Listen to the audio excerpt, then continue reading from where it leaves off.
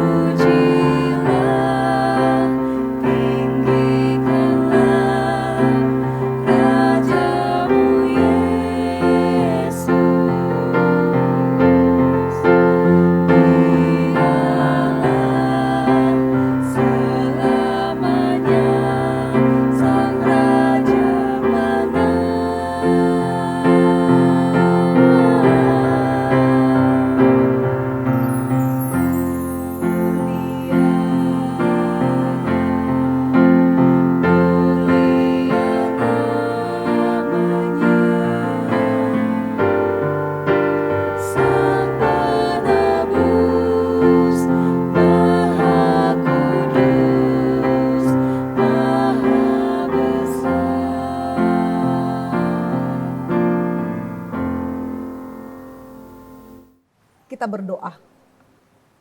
Allah Bapa kami yang Maha Kuasa, kami bersyukur Tuhan atas kesempatan yang indah ini yang Tuhan perbolehkan kepada kami untuk kami dapat bangun kembali pada pagi hari ini, dan juga bersyukur kepadamu Tuhan atas kebaikan-Mu dalam hidup kami. Kami ingin memuji Tuhan sebelum kami memulai aktivitas kami dalam satu hari ini, supaya pujian kami ini Tuhan berkenan di hadapan-Mu. Kiranya melalui firman-Mu ini juga, itulah yang akan membimbing kami dalam menjalani kehidupan kami dalam satu hari ini. Terpujilah Engkau ya Bapa, hanya di dalam nama anak-Mu Tuhan Yesus Kristus kami berdoa. Amin. Bapak Ibu Saudara yang dikasihi oleh Kristus, firman Tuhan untuk kita pada hari ini tertulis dalam Injil Markus pasal 9 ayat 7. Dikatakan demikian. Maka datanglah awan menaungi mereka, dan dari dalam awan itu terdengar suara, "Inilah anak yang kukasihi, dengarkanlah dia." Adapun yang menjadi judul dari renungan kita pada pagi hari ini adalah dengarkanlah dia. Itulah yang menjadi pesan Allah untuk kita pada hari ini. Saudara yang dikasihi oleh Kristus, di era globalisasi yang syarat dengan percepatan proses kehidupan, manusia secara sadar atau tidak sadar telah terhisap di dalam berbagai bentuk perubahan hidup. Kemajuan pesat di berbagai aspek kehidupan telah membentuk peradaban baru yang berbasis ilmu pengetahuan dan teknologi. Dan ketika teknologi telah mengambil peran sentral di dalam kehidupan manusia, maka secara otomatis pola-pola kehidupan tradisional dan konservatif mulai tergerus dalam model kehidupan yang modern, yang cenderung berorientasi pada diri sendiri, terbuka terhadap perubahan, dan menggunakan penalaran yang rasional. Hal itulah yang terjadi dalam nas hari ini kepada ketiga murid Tuhan Yesus, yaitu Petrus, Yohanes, dan juga Yakobus, dalam memahami peristiwa Yesus dimuliakan di atas gunung yang tinggi dan sedang melihat berbicara dengan Musa dan Elia.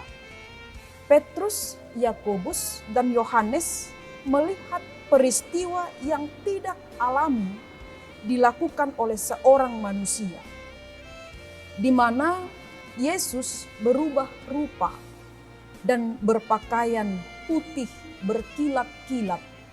Di ayat 3 dikatakan bahwa tidak ada seorang pun di dunia ini yang dapat mengelantang pakaian seperti itu. Di sana murid-murid mengalami kesulitan untuk mengerti dan menerima perkataan Yesus, dan tidak dapat mengerti akan transfigurasi dan perkataan Yesus bahwa dia akan mengalami penderitaan. Sehingga Petrus ingin mendirikan 3 kemah, 1 untuk Yesus, 1 untuk Musa, dan 1 untuk Elia. Musa dan Elia merupakan tokoh besar dalam perjanjian lama yang pernah mengalami perjumpaan dengan Allah secara khusus.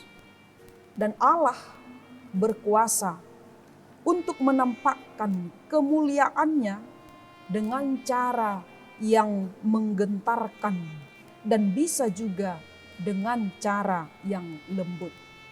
Sehingga Yesus ingin menyadarkan mereka sembari memberikan penegasan siapa Yesus itu sesungguhnya. Ia adalah Mesias menurut rencana Allah, dan dia bukan manusia biasa seperti yang dipahami oleh kaum Farisi dan juga imam-imam Yahudi. Namun ia adalah anak yang dikasihi, yang dimuliakan oleh Bapanya. Dan dalam peristiwa ini, melalui suara yang terdengar dari balik awan mengatakan, dengarkanlah dia. Saudara yang dikasihi oleh Kristus, mendengarkan dengan baik bukanlah suatu perkara yang mudah. Mendengarkan membutuhkan perhatian dan juga kesabaran.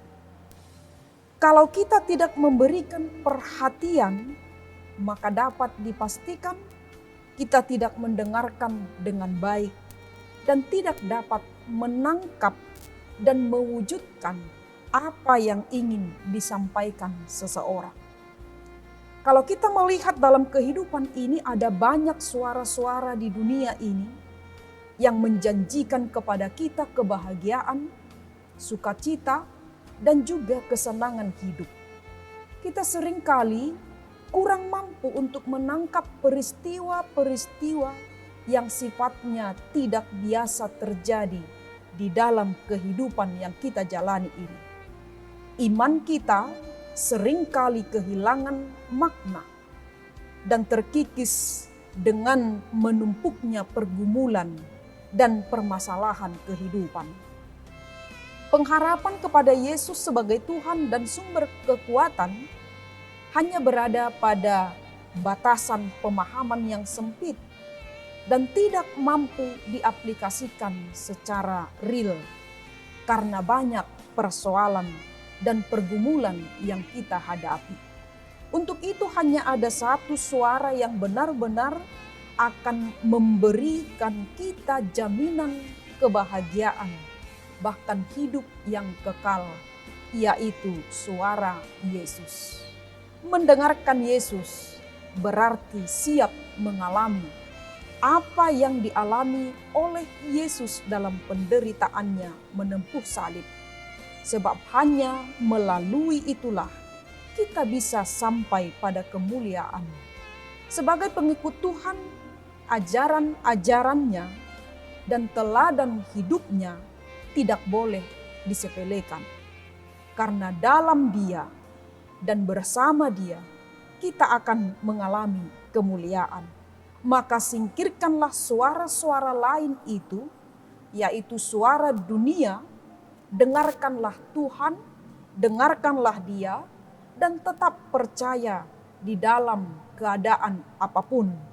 Jangan selalu memaksa Tuhan untuk mendengarkan suara kita. Amin. Kita berdoa.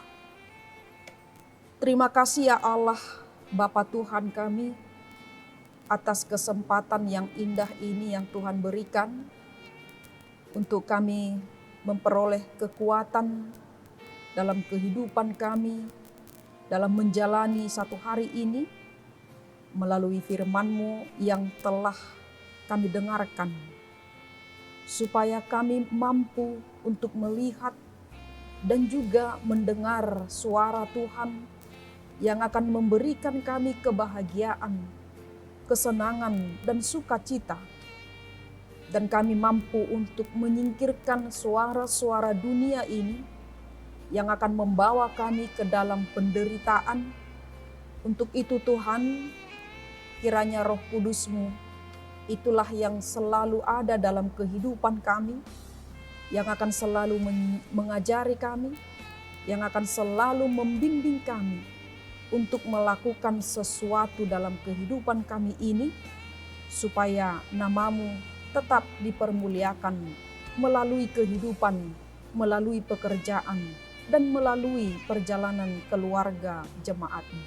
Terima kasih Tuhan, kami juga mau menyerahkan diri kami kepada tuntunan tangan Tuhan, agar dalam satu hari ini juga Tuhan menjauhkan kami dari segala penyakit, dari segala mara bahaya, terlebih Tuhan virus COVID-19 dan juga dengan varian baru Omikron ini, supaya kami tetap boleh menjaga diri kami, menjauhi dari apa yang sudah diaturkan oleh pemerintah kami untuk menghindari kami dari penyakit tersebut. Kami juga mau menyerahkan seluruh pekerjaan kami juga dalam satu hari ini Tuhan. Kiranya Tuhan memberkati supaya pekerjaan kami menjadi berkat bagi orang-orang di sekitar kami dan juga menjadi kemuliaan bagi nama Tuhan. Ampuni kami Tuhan dari segala dosa dan pelanggaran kami. Hanya di dalam nama anak-Mu Tuhan Yesus Kristus kami berdoa dan mengucap syukur kepadamu.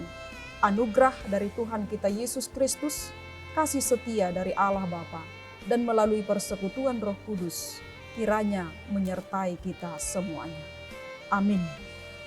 Mari Bapak Ibu, Saudara yang dikasihi oleh Kristus, tetaplah setia selalu dalam mematuhi protokol kesehatan, terlebih dalam varian baru yang sekarang ini semakin banyak orang yang sudah terpapar. Tetaplah dengan memakai masker dan juga sesering mungkin mencuci tangan dan juga menjauhi kerumunan. Tuhan Yesus memberkati. Shalom.